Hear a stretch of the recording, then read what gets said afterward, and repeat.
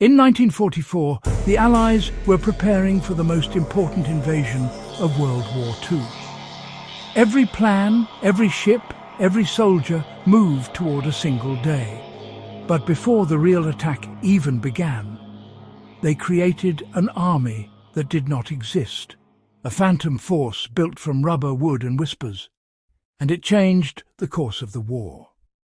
Nazi Germany knew the Allies would eventually invade Western Europe. So Hitler built massive defences along the coastline, a chain of fortresses, batteries and obstacles known as the Atlantic Wall. Gun emplacements watched the horizon. Artillery waited in concealed positions. Beaches bristled with traps to shred an invasion force. Every sector was mapped, numbered and measured. Patrols watched the seas day and night.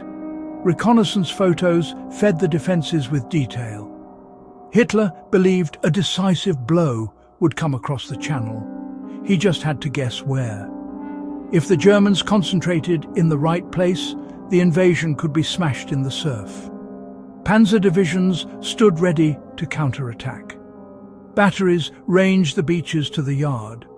The shortest route lay at the Pas de Calais, the most obvious place and the most heavily defended.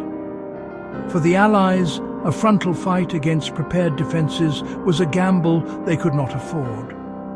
Time, terrain and surprise would decide everything.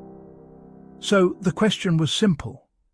Could the Germans be made to look the wrong way?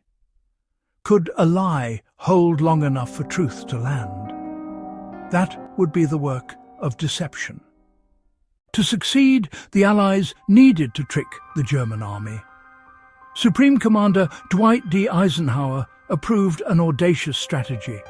It would blend radio traffic, physical decoys, and controlled leaks. Intelligence officers, artists and engineers, an unlikely army of illusion. Their task? Make the enemy defend the wrong place.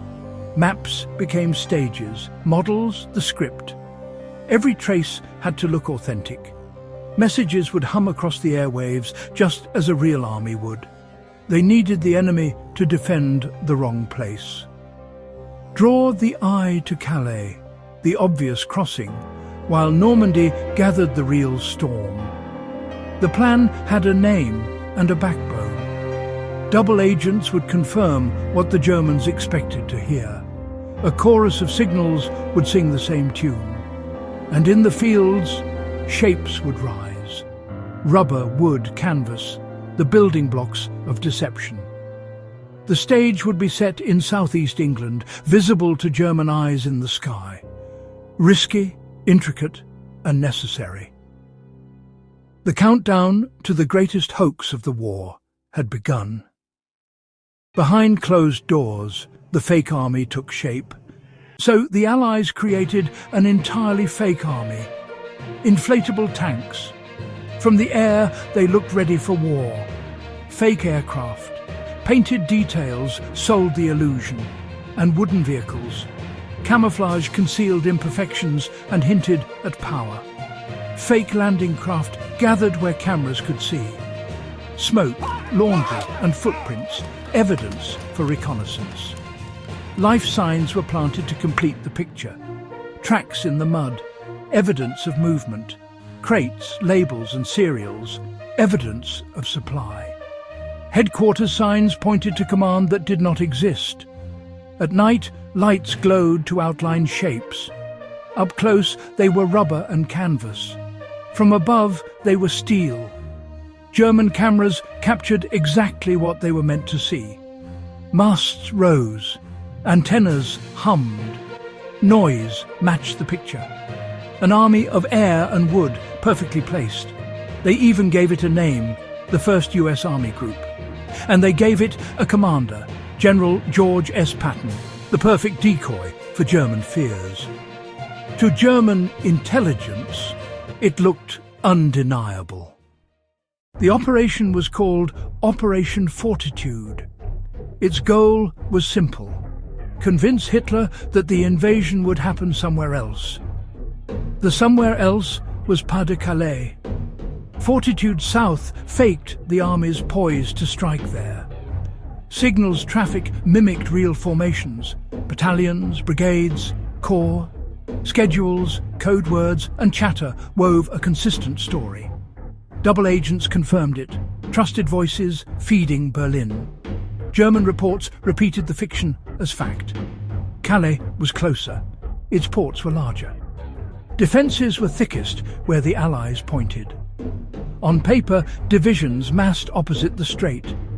Logs, manifests, and timetables backed the myth. From the air, it was all visible and plausible. Radar echoes and radio traffic added the right noise.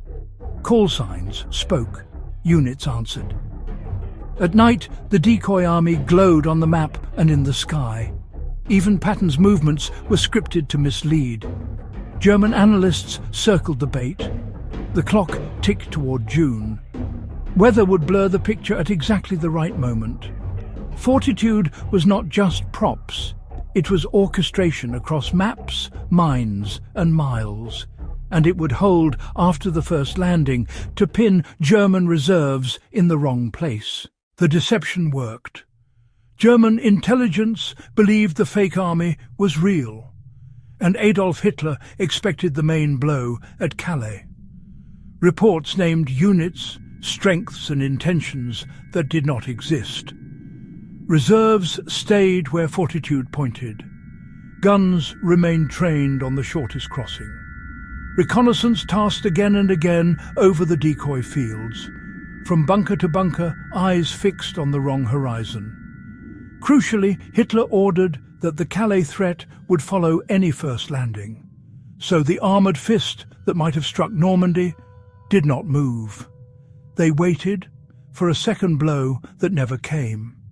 Signals confirmed the illusion for days after D-Day. The Phantom Army held their attention, and every hour lost was an hour the Allies gained ashore. Time, deception's sharpest weapon. By the time the truth was clear, it was too late. The guns waited for ships that never came. When the real invasion came on June 6, 1944, the Channel filled with ships and courage. Men stepped into history amid fire and foam. Obstacles fell. Paths opened.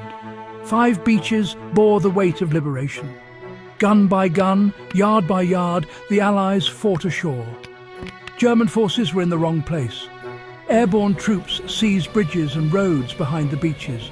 Commanders pressed the advantage bought by deception. Artificial harbours rose to feed the front. Momentum built where it mattered. Still under fire, but now unstoppable. By nightfall, a foothold held, and Calais still expecting ghosts. The path into France had opened. The fake army helped win one of the most important operations of the war. It worked because it matched German expectations. It was layered, physical, electronic, human. It told the same story through different mouths, and it timed truth and lies with precision. By the time doubt arose, facts on the ground were irreversible. Deception saved lives by thinning resistance where it mattered. Strategy, not force alone, opened the door to victory. Sometimes the greatest victories in war are won before the battle even begins. A fake army, an honest purpose, a lie that helped restore freedom. Behind every stratagem, real courage, real cost.